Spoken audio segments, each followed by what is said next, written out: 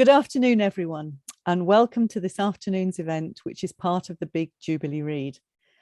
My name is Sue Williamson, and I'm the Director of Libraries for Arts Council England, and I'm hosting this afternoon's session. So what is the Big Jubilee Read? It's a Reading for Pleasure campaign celebrating great reads from across the Commonwealth to coincide with Her Majesty the Queen's Platinum Jubilee. An expert panel of librarians, booksellers and literature specialists has chosen 70 titles from a Reader's Choice long list with 10 books for each decade of Her Majesty the Queen's reign. The list is a selection of brilliant, beautiful and thrilling writing produced by authors from a wide range of Commonwealth countries over the last 70 years. And the aim of the campaign is to engage readers in the discovery and celebration of great books, many of which may be new to them. The Big Jubilee Read is delivered in partnership with BBC Arts by national charity The Reading Agency, which aims to tackle life's big challenges through the proven power of reading. And they are supported in this campaign by Libraries Connected and the Booksellers Association, and the campaign is funded by Arts Council England. This particular event, Journeys in the Commonwealth, is produced in partnership with Libraries Connected South West, which stretches from the Isles of Scilly in the west, Wiltshire in the east, Bournemouth and Poole in the south, and Gloucestershire in the north. And this afternoon, I have the pleasure of talking to two of the authors with books on the list. Nam Le was born in Vietnam and raised in Australia. He published his first collection of short stories, The Boat, in 2008, for which he won many awards, including the Prime Minister's Literary Award and the National Book Foundation's 5 Under 35 Award.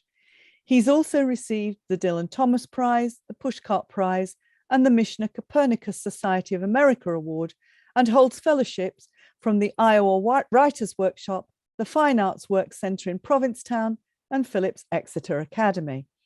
His fiction has appeared in Best Australian Stories, Best New American Voices, A Public Space, NPR's Selected Shorts, and more. Kate Grenville was born in Sydney, Australia, and holds degrees from the University of Sydney, the University of Colorado in the US, and the University of Technology, Sydney. Her best-selling novel, The Secret River, received the Commonwealth Writers' Prize and was shortlisted for the Man Booker Prize and the Miles Franklin Literary Award. And The Idea of Perfection won the Orange Prize.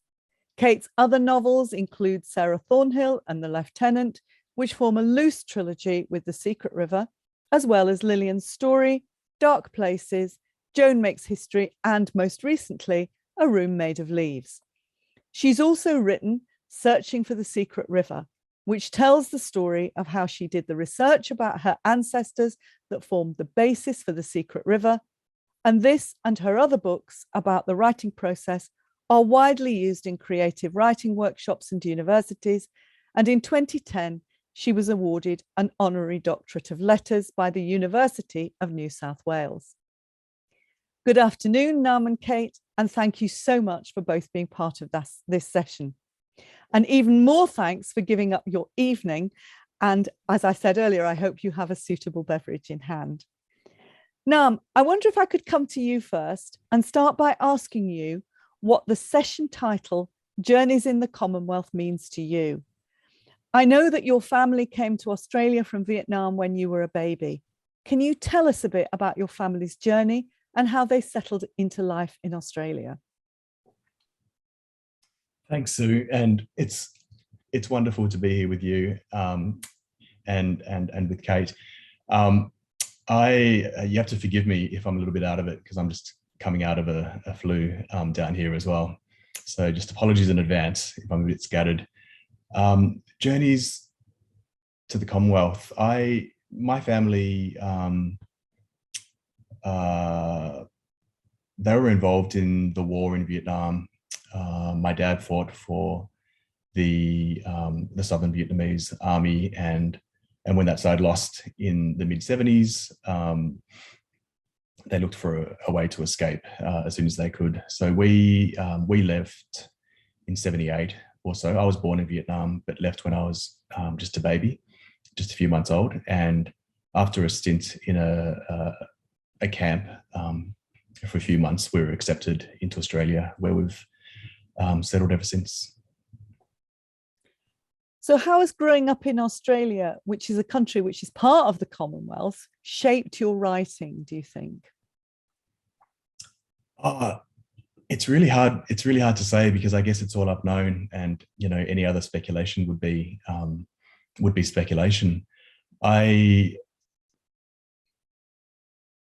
was fed the diet, I guess, of a library-based and overwhelmingly Commonwealth-based literary diet from a young age. I was kind of dropped off at libraries as a de facto childcare centre for hours and hours and days at a time.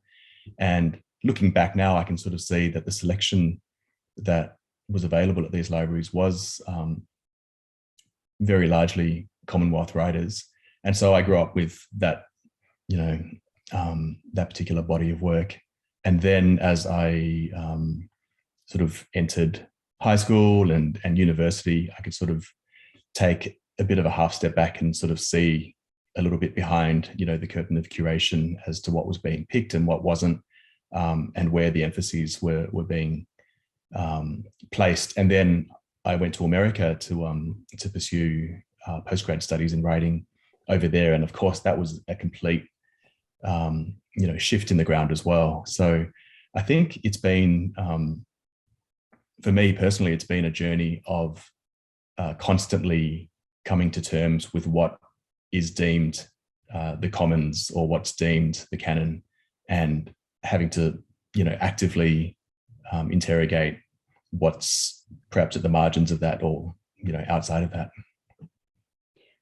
So The Boat, which is the book that's selected for the Big Jubilee Read, is a collection of short stories set across the world, including Iowa, New York, Colombia, Hiroshima, and Tehran. What inspired you to set your stories in such different places? Oh, geez, honestly, it was so long ago that I'd be lying if I gave you, any answers at all. I guess what I can say relatively safely, I think, is that I generally don't have a very directed or programmatic approach to what I write. I tend to be sort of interested in different things, and then I'll fall down rabbit holes quite gleefully. And so I think when I was writing these stories, the first drafts of these stories, I was at the Iowa workshop, and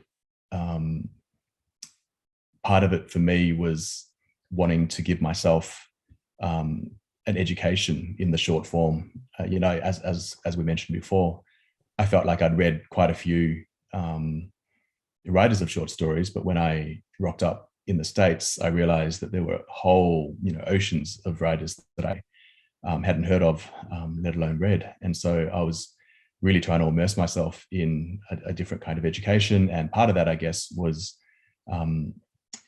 trying to take risks with different things in terms of form and style and genre and setting as well, and character and POV and stuff like that. So I think it's a kind of a combination of taking risks and trying new things, and also just the arbitrary and unpredictable nature of my interest in things. I mean, the stories are all very different in place and character, and in style, I think.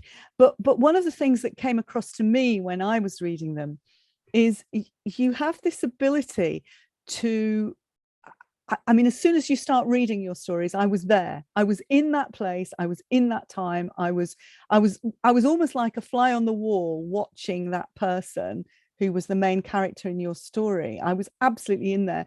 And after I'd read the first couple, I thought, every time that happened, I thought, oh, I'm in for a really difficult ride here, because I know this isn't going to end very well. I know it's not going to, something is going to happen to this person that I am becoming really closely involved in.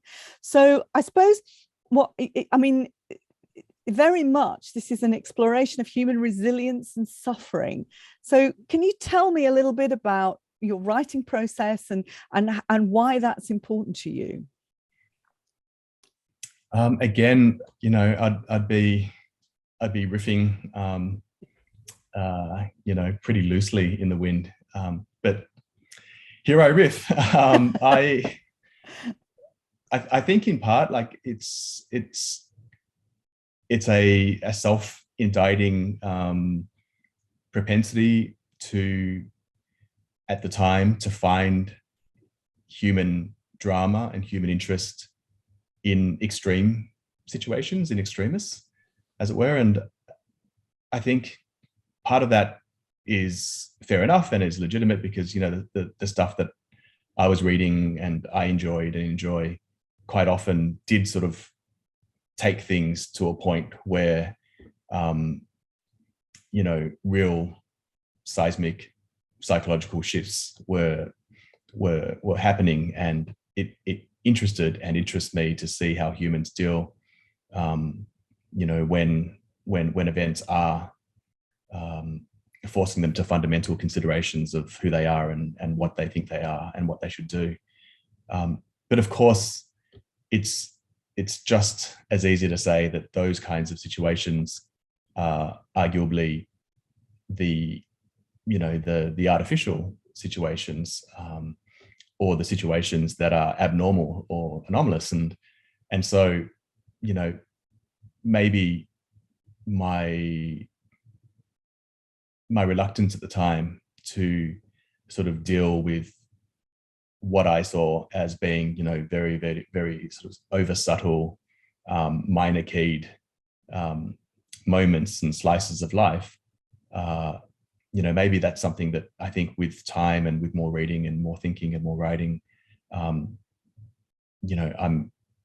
can see the seismic shifts even in those smaller, more silent and subtle moments as well. And so I think there's a lot to be said for pushing oneself as a writer to put the question, I guess, because I think a lot of writing can take a lot of tact and skill and subtlety to avoid the question, or to find some sort of oblique angle, or to find some sort of fade out, or to find a cutaway before things get difficult, I guess. And I think part of our job as writers potentially is to sit with the difficulty and to make it uncomfortable for ourselves and for our characters. And so I don't resile from putting my characters in those situations, but I do think that perhaps the symphony could be more modulated and with a wider range. So do you still think that, do you still find the short story is your preferred form of writing, or do you think that was very much linked to a particular period in your life?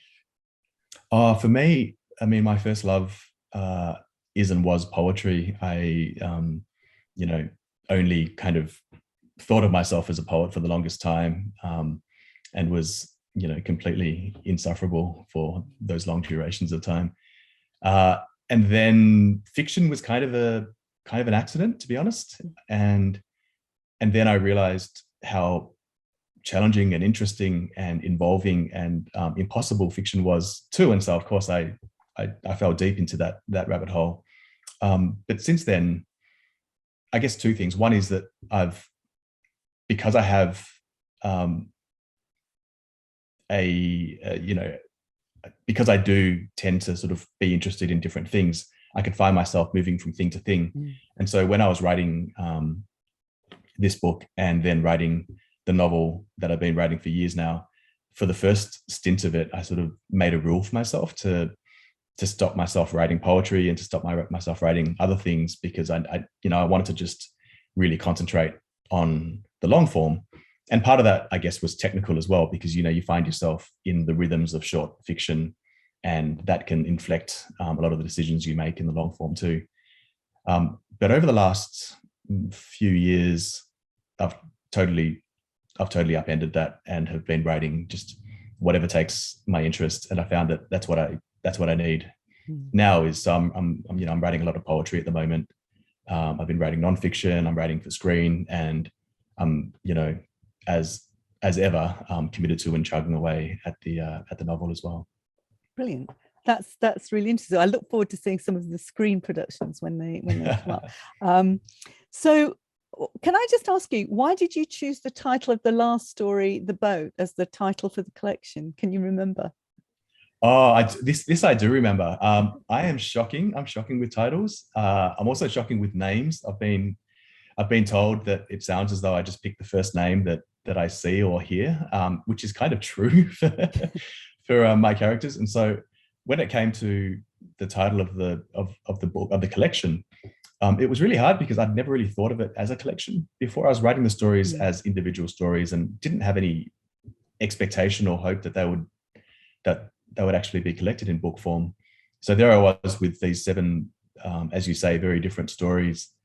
And I came up with some horrible titles that weren't from any of the titles of the stories. And I was firmly dissuaded from using any of those titles. And so in the end, it was down to the titles of the stories. And that one seemed like the one that I could inflict the least damage on my publishers and publicists. So I think, yeah, it wasn't very well thought through. Well, it's the one. I mean, it's obviously the one at the end of the collection, and I think it probably is the one that is most reflective, perhaps, of you, and maybe that is why, you know, and of something approximating your past anyway, even if it's not exactly the same. But that's possibly why that it maybe came to the forefront of your mind. You write about characters with a range of identities and ages and cultures. So how do you find the narrative voice of each person? Because when I was reading it, I absolutely thought, you know, I mean, particularly, the one that sticks in my mind particularly is Cartagena. I was just so in that place and listening to that young boy. And it just seems so right to me. So how do you manage that? Because I think it's quite a difficult thing to do. Yeah, I you know, every story demanded its own access tricks, I guess. And I do remember with that story that I was reading, I think, a piece of journalism about this particular phenomenon in parts of Colombia, where these you know, these gangs, these drug lords would deliberately enlist very, very young boys, you know, for various legal and pragmatic reasons as well. And there was this in this piece of journalism, every time one of these boys was interviewed, you know, in most cases they hadn't had the opportunity or wherewithal to sort of to stay in school. They were probably illiterate. They had a very sort of trammeled, as you can imagine, sort of life and focus. And so, you know, when they were sort of talking to the interviewer, they were so laconic and so tight-lipped, but what came out to me just felt so immensely charged and powerful. And I guess that was what, you know, piqued my interest and curiosity, was both the thing itself as a real thing, but also the challenge of finding that feeling of the thing itself in language somehow, you know, and using what I sort of would set as the rules of, you know, that's their lexicon, that's their sociolect, these are the rhythms, these are the range of vocabulary, here are the concerns, and to do it in a way that, you know, my first rule was I wanted to give this kid the full dignity and availability of, you know, of poetic utterance and poetic thought and experience, even though, you know, he was 10 years old at the time. And so one of the lines in the story that I think it's there is, oh, actually it might have been in the article I read, but it was something like, you know, I'm not a child. And, you know, with a bit of a gruff kind of, you know, repudiating tone to the interviewer, I guess. Mm. And that line just stabbed me in the heart. I just thought, Yeah. This is exactly what it is, because of course, on the one hand, you were not a child because you've done and seen and experienced things that no child should have to do and no adult should have to do. Mm. But you are a child as well. And even that insistence that you're not sort of has like such an interesting, absorptive and reticulating effect, influence on how he sees himself and how he acts and how he perceives other people perceiving him. And so I guess those insolubilities were what were most interesting to me. How do I sort of put this essentially non-verbal experience into words and give it, the impetus and the charge of it not being a verbal artifact. It really resonated as a mother and now a grandmother. It really resonated with me, that sense of this child having had their childhood robbed from them was really powerful and really strong. So my last question for you is, you've previously talked about your relationship to Vietnam being complex, and in particular as a writer. Could you just tell us a little bit about this? Yeah, sure. I guess it's complex, but it's also pretty commonplace. Just the idea of being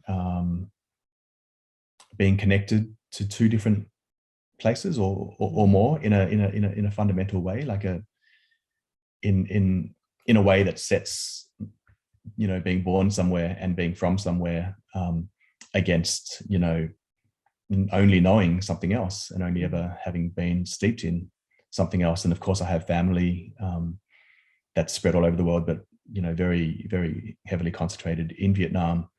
And I feel that biological connection and a pull.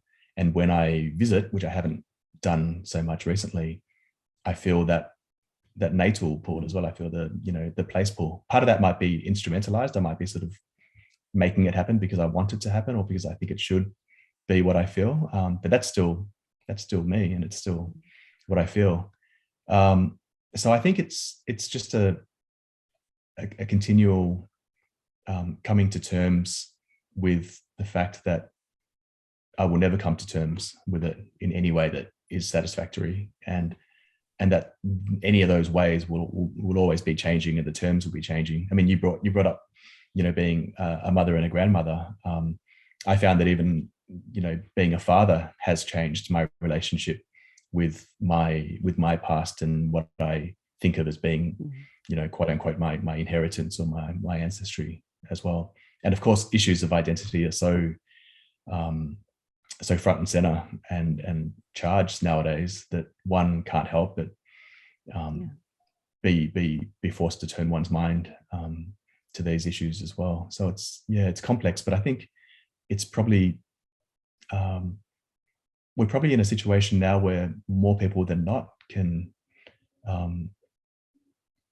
really relate to some aspect of that, betweenness or deracinatedness, I think it's remarkable actually how much that theme recurs in quite a lot of the books on the list, and we'll talk a bit more about that later. But I'd like to move to you now, Kate. Can you tell us about the inspiration for The Secret River and what prompted you to write about this part of Australia's history? Yes, it begins with the fact that my great-great-great-grandfather was a lighterman on the Thames, probably not very far from where you are. Like a lot of the lightermen, he was a thief. And one dark night in 1805, he pinched a load of valuable timber. And as a result, he was sent to Australia. And my mother used to tell us stories about Solomon Wiseman, our ancestor. And it always finished, he did fairly well. He got pardoned when he was here and he started a business and so on. And one of the things was that he sailed up to the Hawkesbury River, which is not far from Sydney. And the family story has it that he then took up land on the Hawkesbury River and built a grand house and did extremely well for himself. Now, I had always just accepted that family story from my mother. In fact, to tell the truth, I'd kind of glazed over as as in fact I see my own children glazing over when I try to tell them the stories. What a how the circle turns, doesn't it, when you're a mother and grandmother? But that phrase, took up land, kind of snagged in my mind. And, you know, I grew up in a very Anglo Australia. I was born in 1950, so it was fully Anglo, and anything to do with the First Nations, the Aboriginal people, was way off on the margins. It was as if they were, you know, kind of gone from the landscape. And it was only when I was in my 40s and 50s that historians started to unearth the truth, which is that they did not simply sort of melt away. They were in fact violently dispossessed and in many cases massacred. So by the time I was 50, I was starting to realize this. And that little phrase, he took up land, suddenly took on this sort of very personal, urgent need to find out what that actually meant. What, you know, where were my feet in calling myself an Australian? They stood on that phrase, took up land. And so I had this great need to find out what my ancestor had done when he went up the Hawkesbury River and what his relationship might have been with the Darug people, which is the name of the local Aboriginal people there. And so I started the research. I thought it was going to be just a bit of family history. Then I thought it was going to be a non-fiction book about my ancestor. And finally, mostly because I couldn't find out what I needed to about my ancestor, I realized that it was actually not a family story. It was a national story. And my ancestor was just representative of that whole, the whole movement of settlement and dispossession. So it was a very personal need to find out and to sort of, you know, one of our great historians called it the whispering in our hearts of something that is unfinished. We have benefited from it. We need, at the very least, to go back and find out the story and tell the truth. I absolutely loved your book, I must say, and I've also read Searching for the Secret River. Just to explain, I am a historian by background, so of course I was absolutely fascinated, not just by your the process that you went through to find your ancestor and to trace the records, which I thought was really, really interesting, but also about some of the things that we discovered in the book. I mean, I didn't know the difference between a lighterman who transported stuff and a waterman who's transported people and was actually, you know, slightly above in the pecking order. And also, although I knew, I mean, that Sheilas were called Sheilas because they were she-lags and wives of Commonwealth of prisoners that have been transported to the Commonwealth, I didn't know that a lot of the people who were transported were able to take their families with them, and I thought that was really interesting. And I also sort of was thinking as I read it, yeah, that's a real cop-out, isn't it? You know, give them a week's food and a lean-to, and then, you know, it's up to you. Get on with it. You either sink or swim. And I thought that was a really interesting part of the story as well. So, I mean, for all kinds of reasons, The Secret River's become part of school curricula and has been adapted into a play and was recently selected for BBC Two's Between the Covers as they feature titles from the Big Jubilee Read. What has this meant for you to see how people have interacted with both with the novel and with the history behind it? Look, it's a most moving experience. One of the greatest adaptations of the novel is as a play, and I saw it about 10 times, and every time I was in floods of tears at the end, partly because it's a horrifying story to which tears are in fact the only real appropriate response, but also the fact that I had gone on this very private journey to face, well, Nam used the wonderful phrase, to sit with difficulty. And that's really what the writing of the book was about, because here I am, a white Australian, and my ancestors have, one way or another, displaced the people whose land it is.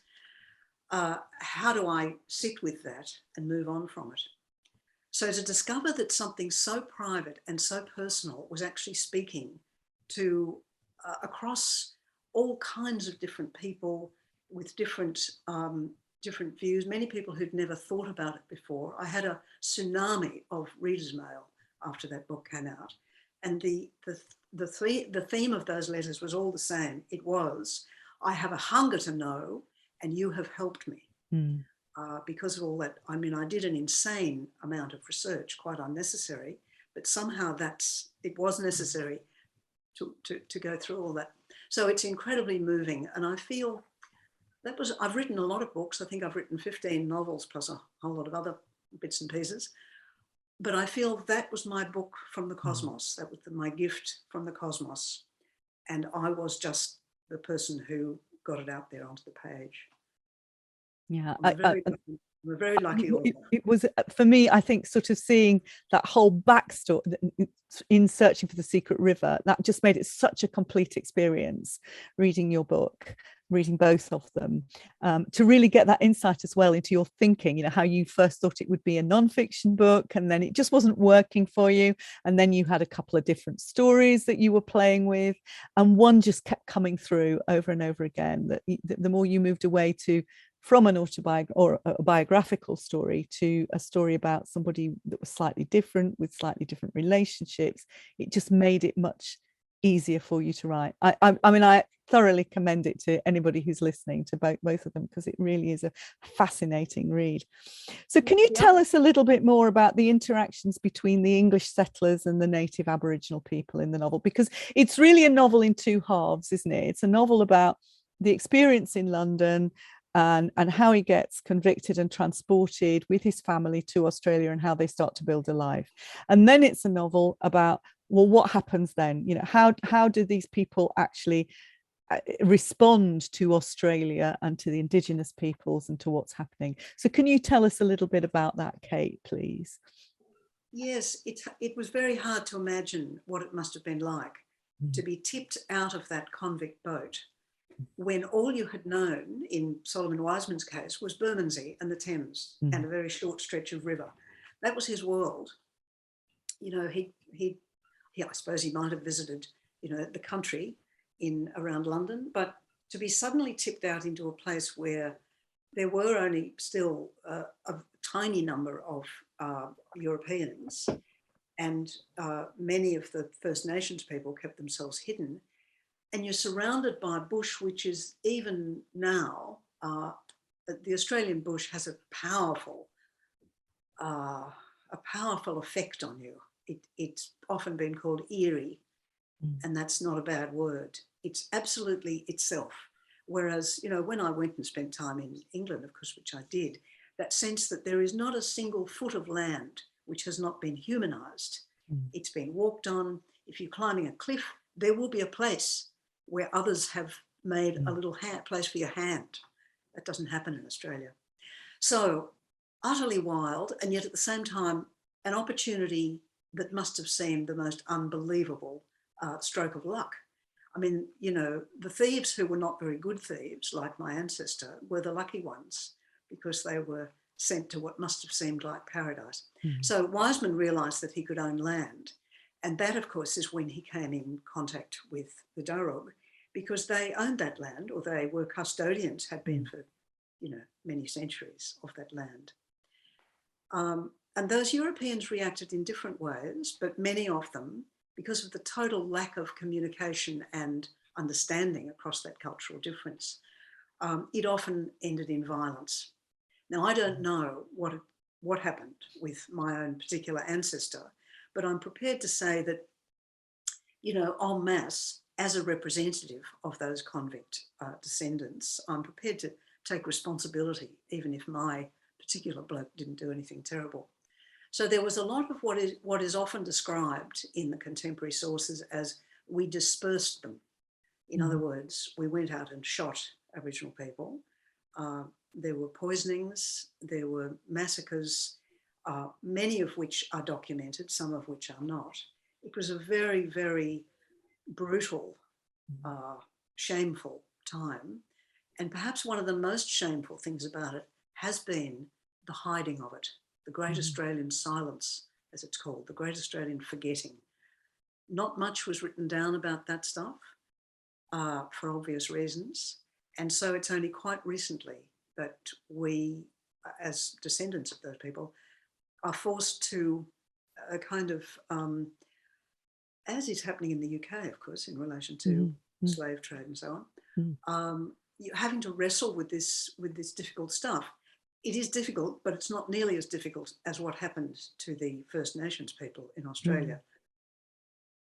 Yeah, and I mean, I can't remember exactly how many years ago, but of course the film about the rabbit-proof fence is obviously about a much later period, but it's still dealing with that same theme, isn't it? About how there was a sense of trying to disappear the Indigenous peoples and to change what Australia stood for. So I mean, I think the differences that you talk about, I mean, it's things like, for example, the fact that for the convicts, any scars they had were probably as a result of punishment, whereas for the Indigenous peoples, they were a sign of bravery and resilience. The fact that food was there for everybody to eat, so they didn't understand what it meant to fence land or to say these crops belong to me. It was there for everybody to eat. So it was kind of a lot of the violence, I think, arose out of misunderstanding and a completely different culture. And I mean, the entire sort of thing about not understanding about land ownership, which is something that is particularly true of you know, of the settler mentality, that, you know, you owned land, whereas, as I loved the word you used, custodians, I think that was, you know, that was what was in the mind of the Indigenous peoples. It's an absolutely fascinating book, Kate. Thank you very much.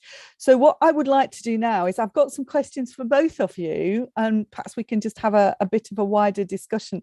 The Big Jubilee Read has got 70 books from great writers across the Commonwealth. I'd like to ask you both, which books on the list, if you've seen it, have you enjoyed or have you been inspired by? And Naam, can I come to you first? Sure, yeah. The one that really stuck out for me was Seamus Heaney's Death of a Naturalist. That was just a very important book for me when I was starting out. Katsia's book was and is very important to me. Jean Rhys's Wide Sargasso Sea is a book that, for its slimness, has rewarded every reread for me. Obviously, Alice Munro is the same in that regard.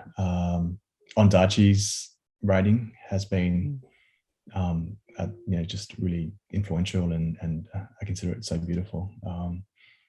Mantell, reading Wolf Hall. I think Wolf Hall is the one that's on that list. Yes, it is. Yeah. It was just speaking to what you were saying before about how do you find the cadences and the rhythms of a different place and time, and make it seem real, even though you know that it's concocted. Like this is something that is drawn from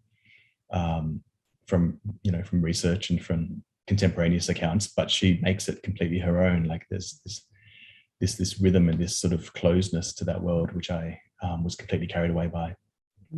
Yeah, I really enjoyed Wolf Hall, and it was turned into a brilliant television production by the BBC, which I think with Mark Rylance in the title role, which I think was excellent. And the Ondaatje, the English Patient, I'd never actually read it. I, like most people, or well, not most, but a lot of people of my generation, we'd seen the film, but the book is so much more, offers so much more, I think, and I really enjoyed it. It's another one that's been covered by the BBC in their Between the Covers programme. Kate, what about you? What have you enjoyed on the list? Well, Naam has just named most of the ones on my list, so I'm now going to have my original notes.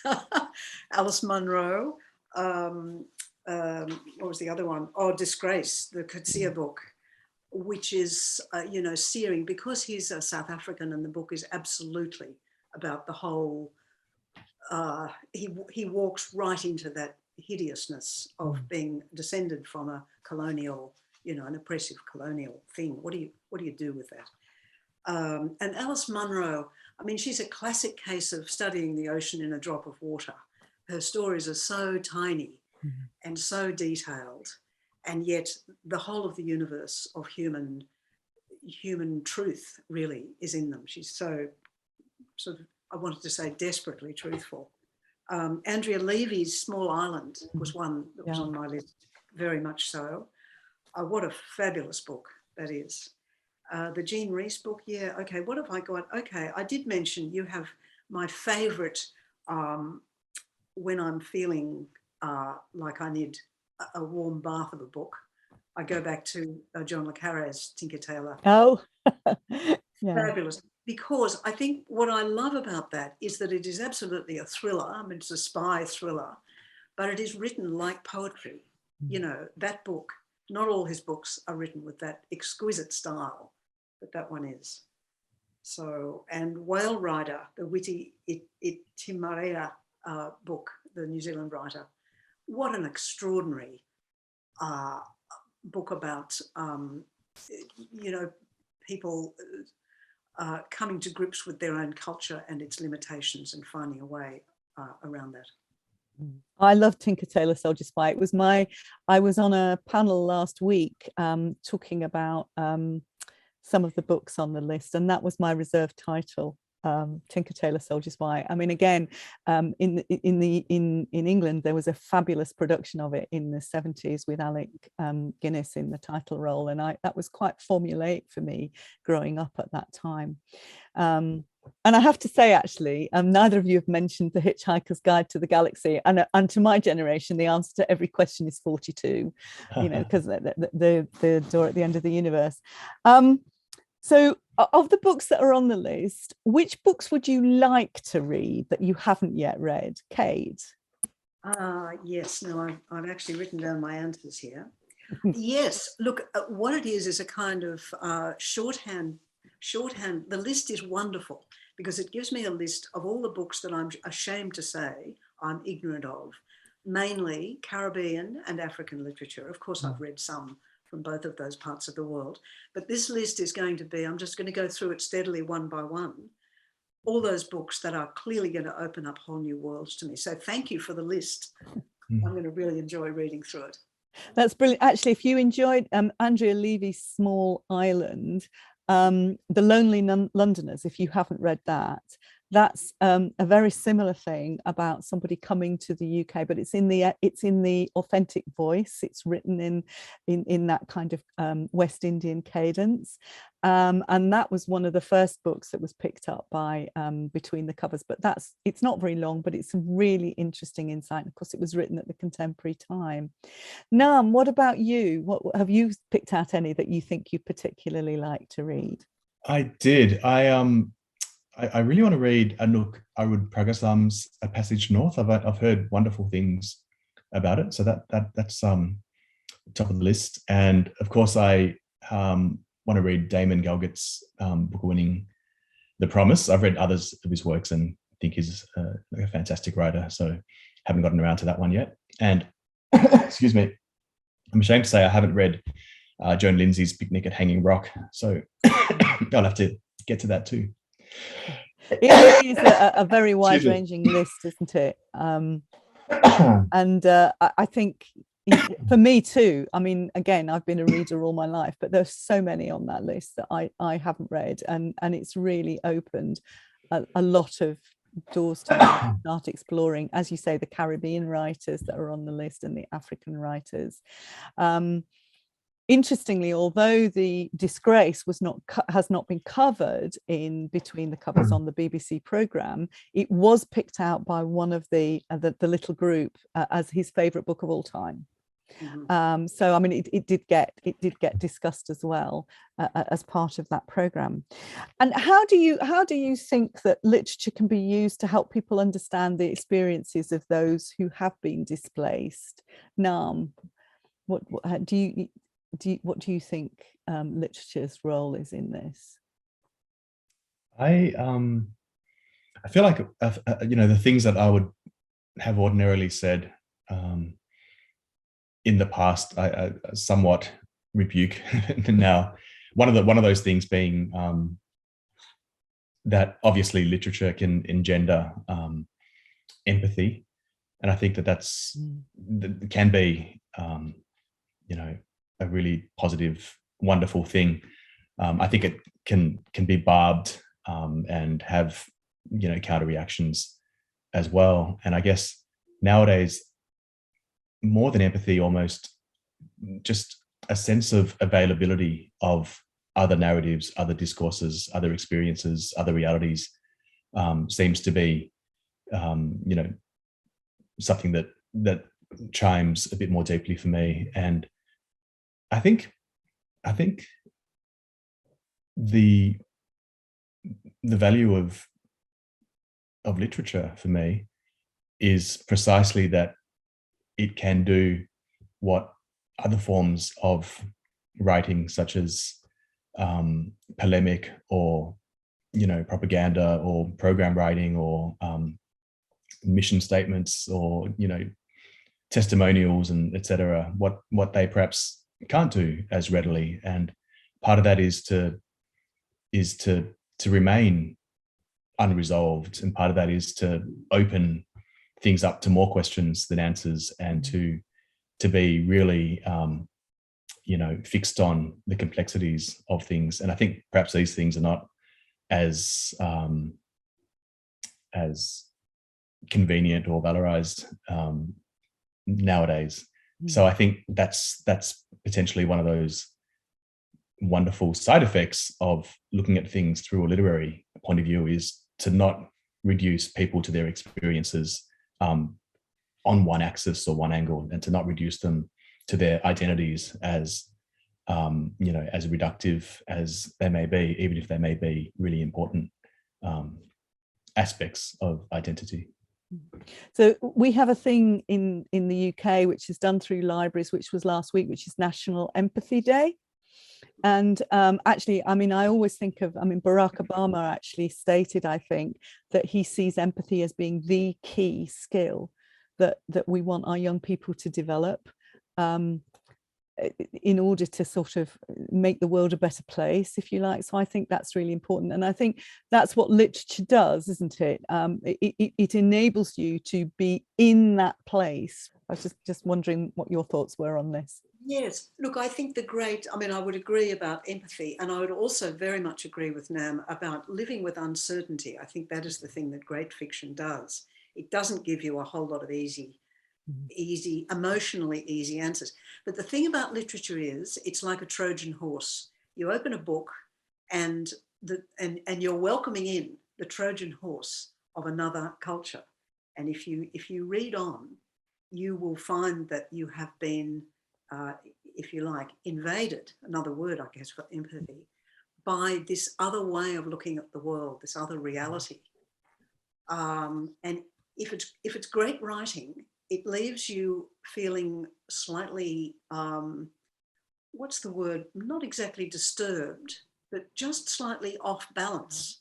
And if it hasn't done that, then it's probably a bit trite, I suspect, because I absolutely agree with Nam that what it should do is leave you jangling slightly at the end, so that you are forced to take that back into your own life and make the two match up. And that requires thought and empathy and understanding. Yeah. Well, thank you very much, both of you. I would certainly say that both of your books left me jangling, very definitely, and were really both fantastic reads. And yeah, thank you very much indeed for giving us your time today, especially so late at night in Australia. And I'm going to bring the session to a close now and just say thank you to both of you for a truly fascinating conversation, which I hope has inspired everybody who's listening to read their books immediately. You can find out more about the Big Jubilee Read at bbc.co.uk/arts, and reading groups can find resources for all 70 books on the list at readinggroups.org. A book from each decade on the list, including The Secret River, is being featured on BBC Two's Between the Covers, which you can catch up on iPlayer. And you can, of course, get all the books from your local library or bookshop. And finally, I'd like to thank Arts Council England for funding this campaign and making this event possible. And once again, to thank Kate and Naam for a brilliant, brilliant session. Thank you. Thank you, Sue. Thank you very much, Sue. Thanks, Kate. Goodbye.